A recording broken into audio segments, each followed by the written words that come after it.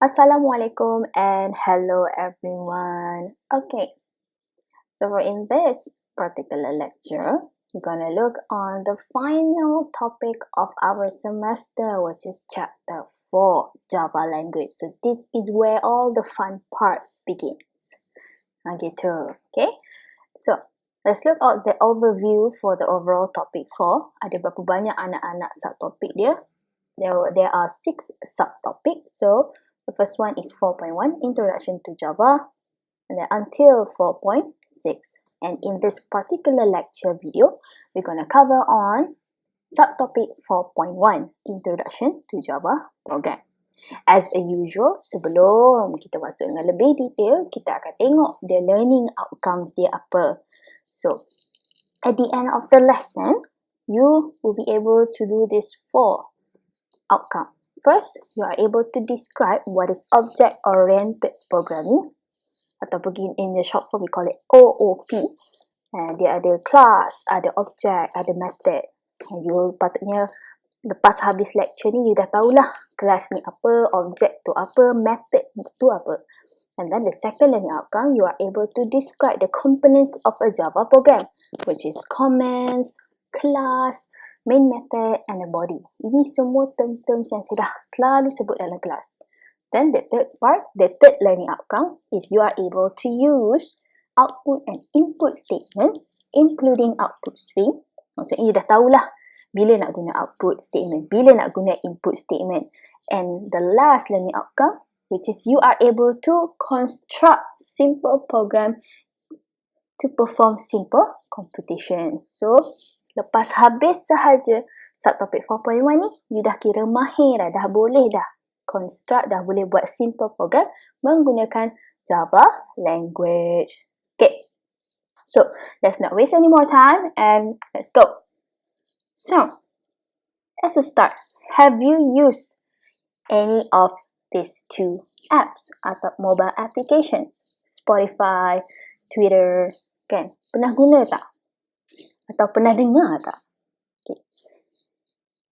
Actually, these 2 applications here yang memang dah kita tahu dia popular, okay, adalah menggunakan fully developed using Java language. Yes, these 2 mobile applications is the applications that are being built fully based on Java language. And Java language is known as object-oriented programming language. So, apa itu object-oriented ni? Okay, so object-oriented is a technique that use objects to design the program. Nama dia sendiri kita dah boleh tahu dah. Object-oriented, maksudnya dia berorientasikan objek. Okay, let's say kita ada example. Okay, ada class, kita ada object. So, class kita adalah car. A car lah, kereta kan. And this is our blueprint here. Blueprint ni maksudnya lakaran lah. Okay, and then we have object. Object ni adalah instances of car. So, dia maksudnya lebih detail lah. Class tadi, dia just a template blueprint je. Dia very general. Tapi untuk object, dia lebih detail. So, object untuk car tadi, kita ada van, kita ada Audi, sports car. So, 3 ni adalah dikategorikan sebagai car. And object is an instances of class. So, maksudnya objek adalah anak kepada kelas. Kelas ni kira, orang kata bapak dia lah, gitu. Senang nak ingat kan? Okay. And then, inside class here, we have blueprint kan? We also have method. So, method ni is a behavior. Maksudnya, behavior lah kan? Behavior ni, apa dalam bahasa Melayu? Perangai. Entahlah kan, tapi dia adalah behavior yang terdapat dalam kelas kita. So we all know that a car can do this 5 basic behavior. It can drive, it can stop, reverse, turn left, turn right. So bila objek ni, bila dalam method ni, 5 method behavior ni terdapat dalam kelas, maka bila ada satu objek, contoh van, dia adalah instances kepada car kan, maka van ni boleh buat kelima-lima method ini. Okay, ini contoh. So, kita tengok the formal definition of each of the terms yang saya dah sebut tadi. The first one is class. The second one object. The third one is method. By now, tolong biasakan class, object, method. So, what is class? Class is a description of the properties and behavior of one or more object. It is known as a template or a blueprint of an object. While on the other side, object is an instances of a class, meaning that each object is an entity that has both state and behavior. So tadi, class adalah description property dengan behavior. Tapi objek ni, dia adalah satu jenis entity yang dah ada dah state dengan behavior dia. Okay? And method is a method of functions inside class which describe behaviors of object. Nampak? So method of functions inside class that describe behavior of object. So class ni kita tahu dia adalah general, kita specify siap-siap okey apa method-method yang terlibat, tapi untuk objek nanti barulah kita lebih detail. Apa maksud drive? Drive maksudnya dia gerak ke hadapan. Apa maksud reverse? Reverse ni bergerak ke belakang dalam keadaan macam mana. Maksudnya objek ni lebih detail lah, kelas ni lebih general. Dan method ni adalah functions yang ada dalam kelas kita yang describe behaviors untuk objek. Okay. Tak apa. Ada lecture note, baca dan boleh refer juga dalam buku. And actually, lupa saya nak cakap sebelum mula tadi. Okay, topik 4.1 ni you boleh refer buku daripada page 162 sehingga page 174. Okay, so let's proceed lah. So di kelas ni adalah blueprint.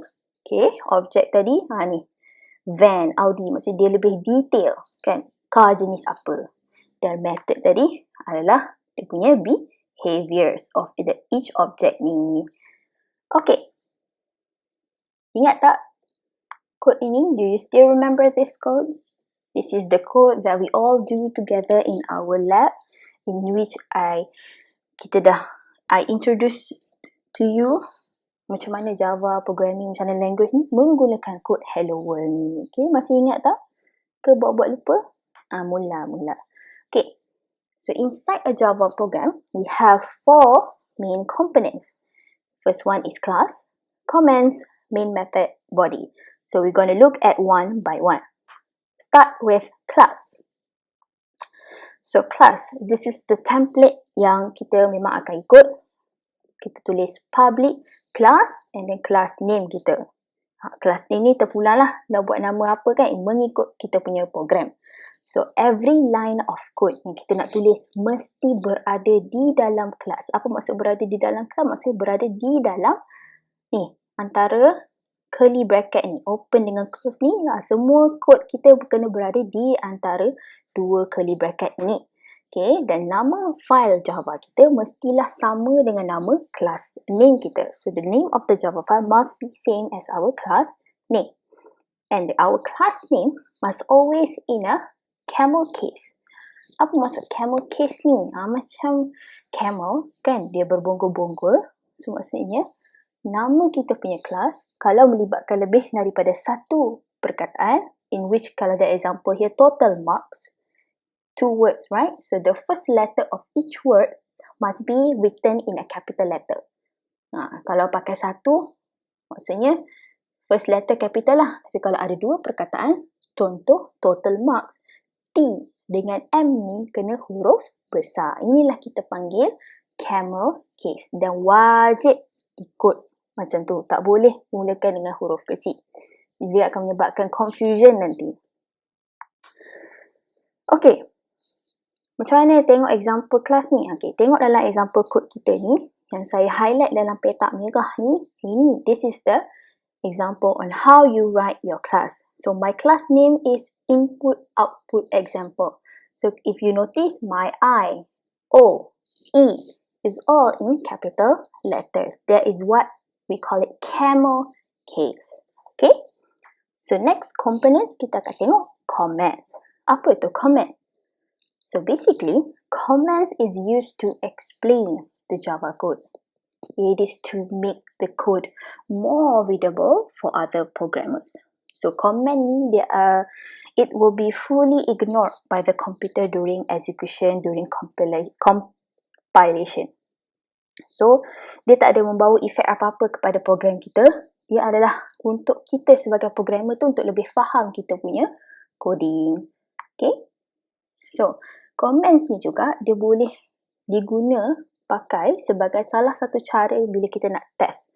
Maksudnya contoh, awak dah write sampai 100 line of code. Awak hanya nak test the first 50 lines of code, maka awak boleh comment daripada line 51 sampai 100 tu awak boleh letak comment supaya dia tak run dalam program awak. Dia maksudnya it can be used to prevent any alternative code from being executed during testing. Nanti saya tunjuk dalam kita punya lab macam apa maksud dia ni. Okay. There are two ways of writing the comments. The first one is single line comments. The second way is multiple line comments. Ni. The single line comment be written using double slash. For multiple line comment, kita guna slash star. Star slash. So mulakan dengan slash star, star slash. Ya, kena hafal. Itu memang cara dia. Okay, tengok dalam contoh program ni. If you look at this example, the one that I highlighted red is the example of comment. So the first part here, the first box here refers to the multiple line comments, and then all the rest here, you can see this is all the single line comments. Okay. Apa beza antara dua ni? Bila you nak tulis comment yang pendek, when you want to write a short comments, so you can use the single line comments. But if you want to write more a bit panjang punya code, maksudnya code pula, comment. Kalau you nak buat description of your program, itu melibatkan banyaklah multiple line comments kan. Maka gunalah simbol slash star star slash. Okay, senanglah ini. There's no problem at all. Okay, the third main components of a Java program, main method. So main method ni apa dia? Kita tengok template dia. So template dia memang tak berubah, memang macam ni. You need to hafal dan guna sebiji. All the capital letters, small letters, simbol-simbol ni wajib ada. Kalau tidak ada, maka you punya program, bila you nak compile, dia akan keluar error. So dia punya template dia public static void main in bracket string. S tu huruf besar ya. And then square bracket, pasangan square bracket, ARGS is a short form for arguments actually. Bolehlah tambah nota kan. And then ada curly bracket. Buka dengan tutup. So main method ni apa dia? Main method is known as a program driver. It means that the entry point of the program. So without the main method, our program cannot be run. Tu. Compile tak ada masalah, tapi dia tak boleh run. Bila you, maksudnya tak boleh run ni, bila you tekan run, tak keluar apa-apa. So, how they execute ni? So, program ni, execute dia macam mana? The program will execute following line by line inside the main method. It means that dia akan start run the first statement yang ditulis. Maksudnya dia akan run line comment yang pertama ni, dia akan run dulu dan dia akan teruskan. Macam itulah maksudnya daripada line by line, daripada first statement sampai last statement. Dia ikut turutan. Dia execute program tu mengikut turutan. Macam mana nak tengok? Okay. So let's look example here. Okay. Tadi public class ni kita punya class. Public static void ini kita punya main method. Dan dalam main method ni lah kita tulis kod-kod kita. Dan apa maksud dia execute line by line ni? Maksudnya first, komputer akan baca ni. Scanner SC equals to new scanner. Lepas tu baru dia terus scan to the next line. Okay, tak ada apa-apa. The third line, ada output. System to out.print. Macam tu. Maksudnya dia ikut line by line. That is the main method. Dan nampak saya highlight ada tambah ni, maksudnya wajib ada dia punya pasangan curly bracket. Then if you notice how the code being write, kena indentation supaya senang nak baca. Okay. So kita dah tengok 3 main component. Kita tengok komponen terakhir dalam Java program kita. Kita panggil body. So basically, apa body ni? Body ni adalah semua kod yang ada dalam main method kita. Which is kod-kod yang berada di dalam main method tu kita panggil as executable statement. And ada 6 jenis lah. There are 6 types of executable statement. First one is variable declaration, initialization, usually for output lah kita initialize, user-friendly message, input statement, process statement, and the last but not least is the output statement. Okay, so inilah tadi ikut example yang sama, cuma lepas sahaja main method ini, inilah kita panggil body. Okay, body kita. Okay, so kita tengoklah one by one kriteria dalam body main method kita. So first kita start dengan variable declaration. So variable declaration meaning that we want to declare variable that we want to use in our program by specifying data type and its descriptive name. So, data type ni ada banyak jenis. So, let's say dalam pseudocode awak buat integer dan Java code akan pakai int, short form to integer, int. Dan pseudocode untuk real, dia pakai double ataupun float. Maksud kan saya dah banyak kali mention dalam kelas, real ni tak ada dalam Java. Kena convert. Dan pseudocode boolean, character dengan string masih lagi samalah. Cuma dia punya small letters lah. Boolean, char dengan string. Okay. So we look at how the examples untuk variable declaration ni. So let's say first pseudocode you ada declare integer, ada 1, 2, 3, 4, 5, 6. Ada 6 variable. So macam mana kita nak tengok dia dalam Java code? So integer will be int num1, num2, sum, min, max quantity. So, kat sini, it tells us that if you have one and more variable yang pakai data type yang sama, you boleh gabungkan masuk dalam satu statement. You can combine the declaration in one statement. So, pakai inilah koma. Okay? Itu maksud dia. That all Java code must end with semicolon. Okay, itu wajib boleh tengoklah example kedua ni, declare real, average and price. Meaning that we have 2 variable named average, price. Dua-dua variable ini pakai data type real. Tapi kita convert dalam Java code kita pakai double. So double average dengan price. And then here we declare boolean status. We declare a variable name status with data type boolean. So in Java code will be boolean status and then semicolon. Simple. Okay. After done with variable declaration, we need to initialize. Banyak kali saya mention dalam kelas, we will only initialize variable yang selain input variable. Okay, kebiasaannya kita initialize output variable. Tapi dalam buku dia tulis output initialization. Tapi saya letak kat sini initialization. Sebab tak semestinya kita guna variable tu untuk output. Kita initialize semua variable selain input.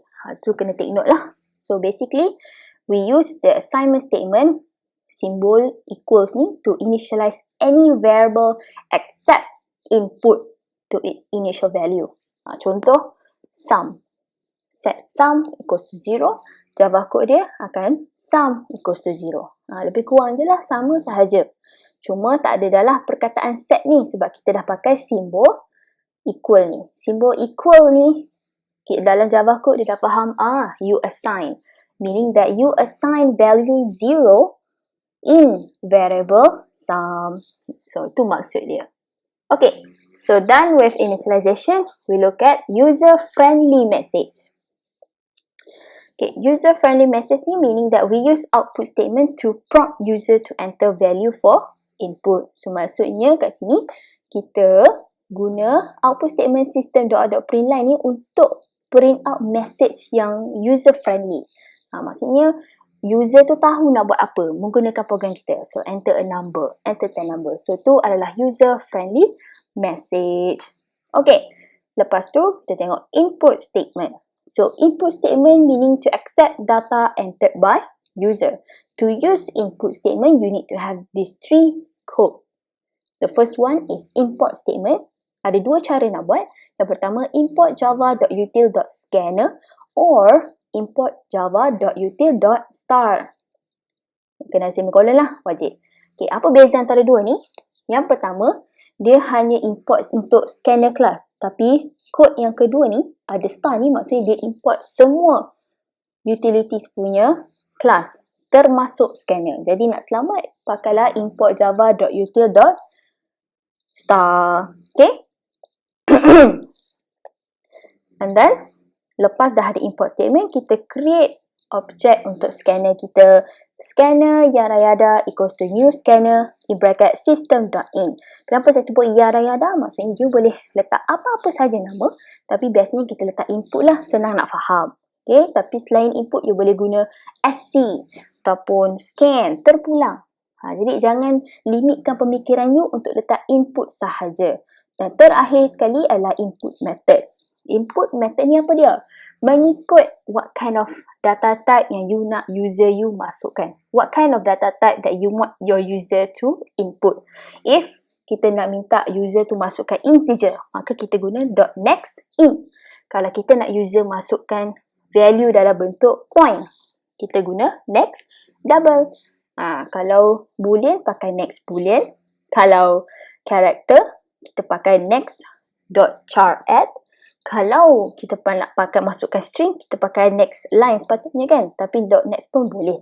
Semua Java code ini tak perlu hafal. Ada dekat Google. Kau pergi tekan search sahaja. Mudah.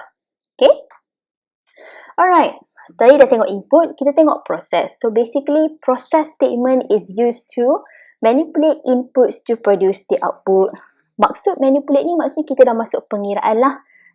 Maksudnya kita guna operators such as arithmetic, relational ataupun logical. Tengok kat sini. Pseudocode kat sini tak semestinya sama Contoh, untuk darab. Kat pseudocode kita pakai sama macam maths. X kan? Tapi kalau dalam Java code kita pakai simbol star. Relational pula, nampak? Kan ada simbol more than di bawah the line kan? Tapi kalau dalam Java code kita kena separate. Kita letak simbol more than equal. Itu cara penulisan dalam Java code. So, kena ambil maklum lah penulisan operators dalam pseudocode dengan Java code ni berbeza sedikit. So, you need to take note. Okay? And logical macam biasa, not and or. This konsep ni semua dah cover dalam logic gate from previous semester. Okay? Okay. So, next kita tengok output statement. So, basically output statement ni is used to display output to the screen. Masih menggunakan system.println. Bezanya tadi, kita nak pamerkan value. Apa nak pamer untuk output kan? Yang tadi tu adalah user-friendly message. Tapi masih guna kod yang sama, which is system.out.println. Okay. So, tengok kat sini. So, dalam body kita, body ni maksudnya inside our main method, this is what we normally do lah. First, we start with variable declaration. Okay, and then we have output initialization. And then we have user-friendly message. And after that, we have input statement, process statement, and last but not least is the output statement. Itu sahaja, simple. Okay, so in summary, there are 4 main components of the Java program. The class, comment, main method, and body. And in each of it, ada dia punya template yang you kena follow. So, untuk class, public class.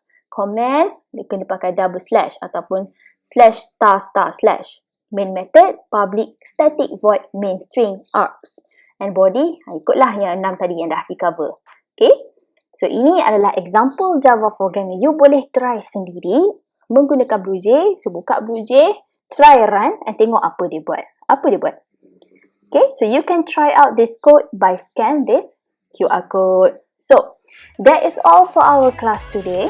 Okay, make sure untuk jawab quizzes yang ada, saya dah share link dia dalam you punya Google Classroom dan tekan submit. Your submission for the quizzes will be counted as your attendance for this lecture 4.1. So that is all from me. Thank you very much everyone. Have a good day and bye-bye.